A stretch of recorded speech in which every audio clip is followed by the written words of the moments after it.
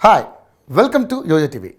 ఎన్నికల్లో గెలిచిన పార్టీ ఏది చేయాలంటే అది చేయవచ్చని అనుకుంటారు. కానీ అలాంటి అవకాశం లేదు. రాజ్యాంగబద్ధంగా పాలన చేయాలి. ఇటీవల ప్రభుత్వాలు తమదైన భాష్యాన్ని రాజ్యాంగానికి చెప్పుకున్న పాలన చేస్తున్నాయి. అయితే ఈ పాలకులకు భిన్నంగా రేవంత్ రెడ్డి వెళుతున్నారు. సీఎం రేవంత్ రెడ్డి తీసుకునే ప్రతి నిర్ణయం రాజ్యాంగబద్ధంగా ఉండేలా చూసుకుంటున్నారు. అంతేకాకుండా ప్రజలకు మేలు చేసే విధంగా ఉంటేనే ఓకే అంటున్నారు. ఈ క్రమంలోనే రేవంత్ రెడ్డి కొద్ది రోజుల క్రిందట రాష్ట్రంలోని జిల్లాలపై కీలక నిర్ణయం తీసుకున్నారు. జిల్లాల పునర్వ్యవస్థీకరణ చేపడతామని ప్రకటించారు. ప్రస్తుతం ఈ ప్రకటన రాజకీయ వర్గాల్లో కొత్త చర్చకు కారణమవుతోంది. జిల్లాలను పునర్వ్యవస్థీకరిస్తామని, జిల్లాల సంఖ్య తగ్గిస్తామని ముఖ్యమంత్రి వ్యాఖ్యానించారు.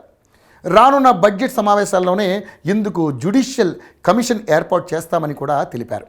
జిల్లాలతో పాటు మండలాల పునర్వ్యవస్థీకరణ కూడా చేపడతామన్నారు. తెలంగాణలో జిల్లాల విభజన శాస్త్రీయంగా జరగలేదనేది సీఎం రేవంత్ రెడ్డి అభిప్రాయం.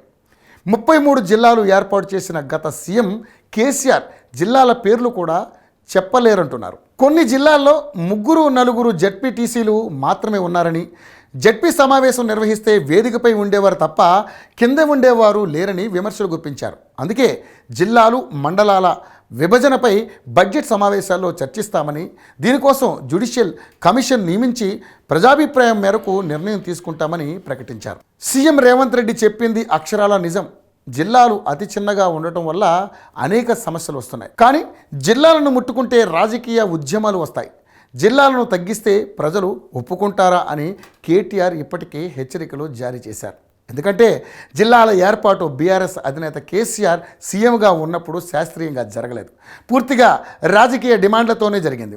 కృత్రిమ ఉద్యమాలు చేయించి జిల్లాలు ఏర్పాటు చేశారు.